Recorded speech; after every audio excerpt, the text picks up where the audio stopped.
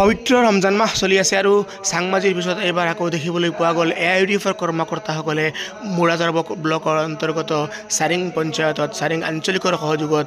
আজি এক সমূহীয়া ইফতাৰ আয়োজন কৰিছে আৰু সেই সমূহীয়া ইফতাৰত দেখিবলৈ পোৱা গৈছে প্ৰায় ৭-৮ শতাধিক মানুহে উপস্থিত থাকি আজিৰ এই ইফতাৰত দোৱা আৰু আশীৰ্বাদ গ্ৰহণ কৰিছে। আজিৰ এই AIUDFৰ কৰ্মকৰ্তাসকলে চাৰিং গাঁও পঞ্চায়তত দিয়া ইফতাৰত উপস্থিত থাকে মুৰাজাৰ ব্লকৰ সভাপতি ডাঙৰীয়া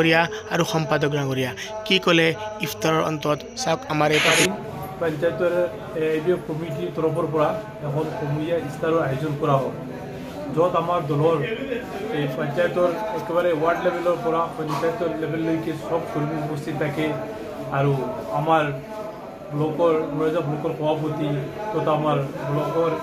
উপসভাপতি আৰু 2-4 সম্পাদক উপস্থিত থাকে আৰু সকলোৱে একেলগে মিলি ইফতাৰ গ্ৰহণ কৰোঁ। ইয়াৰ দ্বাৰা আমি এটা মেছেজ দিব বিচাৰিছোঁ যে আমাৰ দলৰ যিটো ইউনিটি এইটো সদায় একে আছে আৰু ইফতাৰত আমি সব একেলগে মিলি পেলাই এইটো আমি আজিৰ এই মুৰাজাৰ AIUDF ব্লক কমিটিৰ সম্পাদক তথা উপসভাপতি আব্দুল মালিক সাহেব, সভাপতি আমাৰ হামিদ ভাই, আমি সকলো চাৰিংগত আজি ইফতাৰ পাৰ্টি দিয়া হৈছে। আমাৰ চাৰিংগৰ সভাপতি সম্পাদক কৰ্মীবৃন্দ সকলোৱে মিলি পেলাই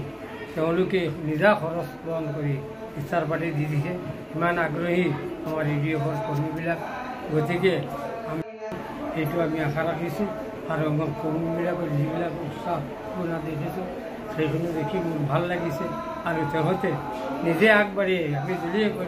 ব্লক কমিটিয়ে পাতি দিব লাগিছিল এইবিলাক নিদিয়াৰ কাৰণে তেওঁলোকে দলে সভাপতি সম্পাদকসকলে কৰ্মীসকলে মিলি আজি ইফতাৰ পাতি দিছিল।